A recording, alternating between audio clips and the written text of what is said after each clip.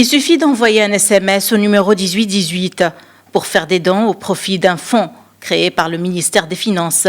Les ressources de ce fonds seront consacrées au soutien de l'effort de l'État pour se prémunir contre la propagation du coronavirus et limiter ses retombées économiques, sociales et sanitaires.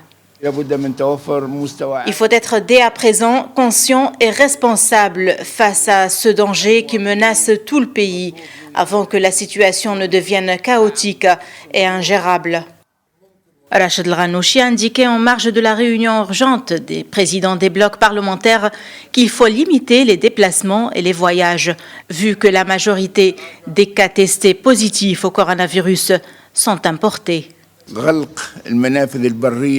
Nous sommes sortis de cette réunion avec un nombre de propositions pratiques que nous allons soumettre au chef du gouvernement. Il s'agit notamment de la fermeture totale des issues terrestres, maritimes et aériennes qui n'a pas été mise en place avec la rigueur nécessaire dans la mesure où ce virus se propage à travers les personnes et qu'il faut limiter ainsi les déplacements vers les pays.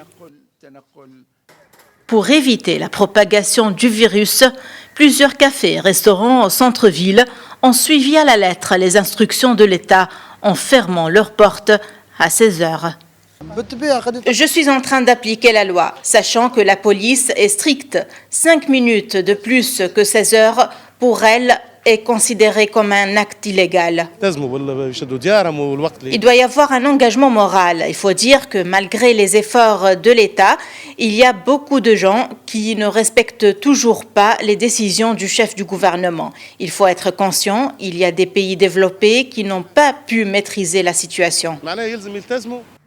Selon le directeur général des soins de santé de base, Chokri Hamouda, l'État est en train de se préparer à toutes les éventualités et le ministère de la Santé va mettre en place l'hospitalisation à domicile pour éviter l'engorgement des hôpitaux ainsi que la mise en place des lois sur la télémédecine.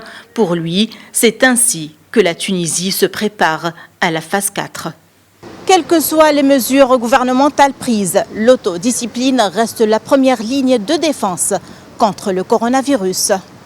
Najwa Bécha, Médiane TV, Tunis.